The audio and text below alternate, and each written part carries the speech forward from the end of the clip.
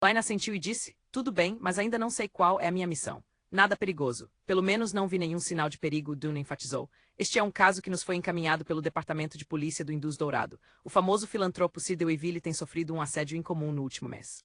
Sejam seus guarda-costas os seguranças que ele contratou ou a polícia, nenhum deles conseguiu encontrar o culpado. O inspetor Tolle, que está encarregado deste caso, suspeita que envolve poderes Beyonder e, portanto, entregou o caso a nós. Encontrei Sir Deweyville na biblioteca outro dia e notei que ele sentia desanimado e letárgico. Então era o resultado de ser assediado. Klein franziu as sobrancelhas e perguntou, que tipo de assédio é esse? Nenhum dano físico deve ter sido infligido para que o assédio não seja considerado perigoso. Sir Deweyville ouve gemidos e choros todas as noites, não importa onde ele esteja, seja em Tingen ou não. Isso afetou negativamente a qualidade do sono dele. Dunne virou as notas em suas mãos. Ele consultou um psiquiatra e pediu a seus mordomos e criados que confirmassem que não era uma ilusão. Tendo confirmado que não é uma alucinação, portanto, suspeita-se que alguém o esteja assediando. Fechando o arquivo, Dunne olhou para Klein. Vista seu uniforme de inspetor estagiário na sala de descanso e depois encontre o inspetor Tolle, que está encarregado deste caso no clube de tiro. Ele lhe dará mais detalhes. Uniforme de inspetor estagiário? Klein perguntou por instinto. Dunne esfregou a testa e sorriu. Metade do nosso salário vem do departamento de polícia, e o título de inspetor estagiário não pertence apenas aos registros. Quando você conheceu Leonard e eu pela primeira vez também estávamos de uniforme. Este é um privilégio mantido por membros totalmente oficiais. Sim, as vantagens como o imperador Roselle chamaria. Infelizmente, não posso usá-lo como uma roupa casual. Caso contrário, poderia ter outra roupa reserva quando minhas roupas estivessem sendo lavadas. Klein pegou sua bengala e se despediu antes de deixar o gabinete do capitão. Ele se dirigiu para a sala de descanso e viu um uniforme xadrez preto e branco, completo com botas de couro, colocado sobre a mesa. O cape do uniforme trazia bordado o logotipo do departamento de polícia, duas espadas cruzadas e uma coroa. Havia uma dragona preta e branca com uma estrela prateada brilhante no ombro. Este é o uniforme de inspetor estagiário. Klein olhou para o uniforme e notou uma série de números sob as estrelas prateadas, 06-254. Klein tinha alguma compreensão da estrutura da hierarquia policial no Reino Loin. Sabia que aqueles que estavam no topo eram o ministro e o secretário-chefe da polícia. Abaixo deles estavam os respectivos comissários, vice-comissários e comissários adjuntos dos vários departamentos de polícia. Aqueles no meio eram superintendentes e inspetores, enquanto no fundo estavam os sargentos e policiais. Depois de fechar a porta, Klein tirou o terno e o chapéu antes de vestir o uniforme. Ele pendurou o terno e saiu da sala. Foi até a secretaria e se olhou no espelho de corpo inteiro que Rosanne trouxe para ele. O jovem no espelho tinha cabelos pretos com olhos castanhos suaves. O uniforme em seu corpo acentuava um espírito heróico. Nada mal, Klein elogiou a si mesmo narcisticamente. Ele deixou a bengala no escritório e saiu da companhia de segurança Espinho Negro. Dentro de seus bolsos havia um conjunto completo de equipamentos, variando de armas a seu distintivo de policial, no salão do clube de tiro. Klein conheceu o inspetor Tolle imediatamente, pois ele era o único com uniforme de policial. Claro, eu também, Klein pensou. Via duas estrelas prateadas nas dragonas do uniforme do inspetor Tolle. Suas roupas estavam apoiadas em seu estômago e ele tinha um grosso bigode loiro. Seu corpo era alto, mas não imponente. Talvez tenha sido imponente no passado. Moretti, Klein Moretti? O inspetor Tolle notou Klein e o recebeu com um sorriso. Olá, inspetor Tolle, acredito que você tenha a pessoa certa, Klein respondeu amigavelmente, então seguindo suas memórias, ergueu o braço direito, manteve os dedos retos e apertados antes de saudar. Tolle riu. Posso dizer que você será um jovem de fácil convivência. Isso é bom. Devemos ir para a casa de Sir Deweyville agora. Mesmo estando em um posto mais alto do que Klein, o tom de sua pergunta era obviamente amigável. Sem problemas, Klein pensou por um momento antes de dizer, você pode me informar sobre os detalhes do caso na carruagem. Claro, Tolle acariciou sua espessa barba loira e guiou Klein para fora do clube de tiro. Eles embarcaram em uma carruagem que estava parada do outro lado da estrada. Via o emblema da polícia de duas espadas cruzadas e uma coroa na carruagem, e vinha com um motorista pessoal. Sir Deweyville é um crente da deusa, então nós encaminhamos o caso para você, Tolle disse rapidamente enquanto se sentava. Eu sei, o belo cavaleiro é uma figura comum nas capas de jornais e revistas, Klein deu um sorriso amigável. Tolle pegou a pasta de documentos ao lado dele e removeu o lacre antes de retirar os materiais de dentro. Ao folheá-los, ele explicou, independente disso, mesmo que você já esteja ciente, preciso fornecer a você as instruções detalhadas. Sir Deweyville é um dos magnatas mais ricos da cidade de Tingen. Ele construiu sua carreira começando com uma fábrica de chumbo e porcelana. Ela agora se expandiu para aço, carvão, transporte, bancos e títulos.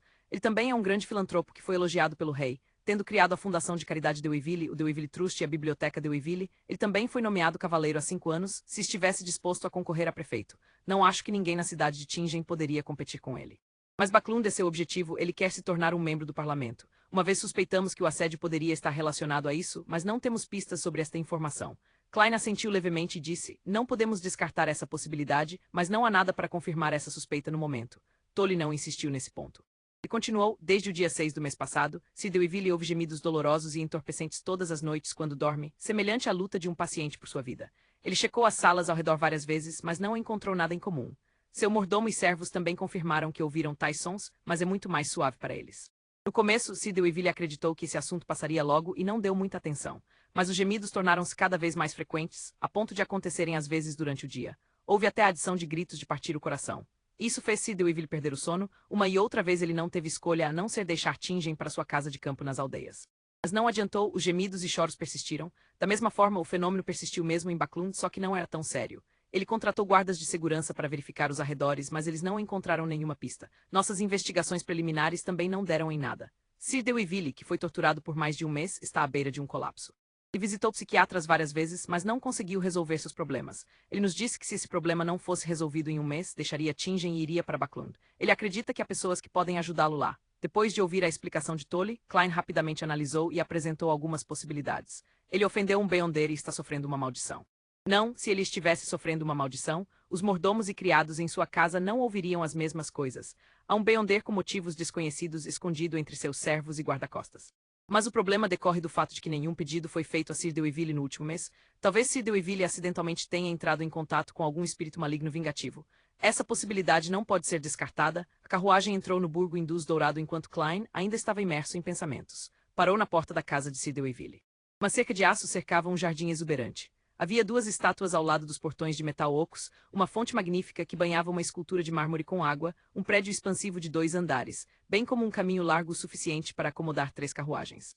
Até a casa de um cavaleiro tem apenas 2 andares. O jornal noticiou que Backlund está fazendo experiências com a construção de apartamentos de 10 andares. Klein desceu da carruagem e viu um sargento com 3 divisas se aproximando rapidamente. Ele olhou para Klein e fez uma saudação. Bom dia, senhor. Bom dia. Klein assentiu com um sorriso. Tolly sorriu.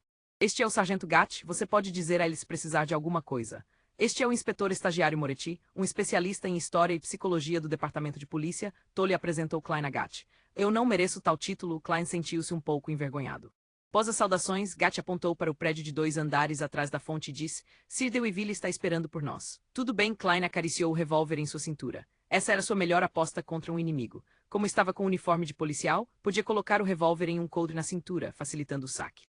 Enquanto falavam, o trio desceu o caminho, contornou a fonte e chegou à porta. A essa altura, a porta já tinha sido aberta por um criado que esperava educadamente ao lado. Enquanto Klein fingia ajustar o chapéu, ele bateu 2 vezes em sua glabela para ativar sua visão espiritual antes de entrar na casa. Sir Deweyville, com o rosto quadrado, massageava a testa no corredor. Ele estava claramente deprimido. Seu cabelo loiro e olhos azuis estavam secos ou opacos, como se ele tivesse envelhecido bastante em menos de 5 anos. Bom dia, Sir Deweyville. Klein, Tolly e Gatt se curvaram ao mesmo tempo. Sir Deweyville levantou-se e forçou um sorriso. Bom dia, oficiais. Espero que vocês possam resolver o que causa minha angústia. Nesse momento, Klein semicerrou os olhos e franziu ligeiramente as sobrancelhas. Além de seu desânimo, Klein não conseguia encontrar nenhum outro problema com Sir Deweyville. Isso é estranho, ele pensou por um momento antes de dizer. Senhor, em qual sala você ouviu os gemidos pela primeira vez? Meu quarto. Sir Deweyville balançou a cabeça. Podemos dar uma olhada. Perguntou Klein. Vocês não verificaram muitas vezes. O mordomo de meia-idade interrompeu de lado. Ficou claro que ele não percebeu que Klein era o parceiro da alma bondosa que não embolsou o dinheiro que pegou. Klein sorriu composto. Meus colegas verificaram, não eu. Senhor, este é um perito enviado pela agência policial, disse Tolly, aproveitando para apresentá-lo. Deweyville olhou para o jovem especialista e disse, tudo bem, Cullen, leve para o meu quarto. Senhor, espero que venha conosco, disse Klein sério. Deweyville hesitou por alguns segundos antes de dizer, se isso pode resolver o problema. Ele agarrou sua bengala enquanto falava. Caminhou debilmente em direção à escada com o mordomo Cullen e vários guardas ao lado dele, prontos para apoiá-lo se necessário. Klein examinou os arredores enquanto seguia em silêncio. 1 passo, 2 passos, 3 passos, eles chegaram ao 2º andar e entraram no quarto principal. Klein não teve tempo de examinar os arredores quando os pelos de seu corpo se arrepiaram. Isso era uma resposta de sua percepção espiritual.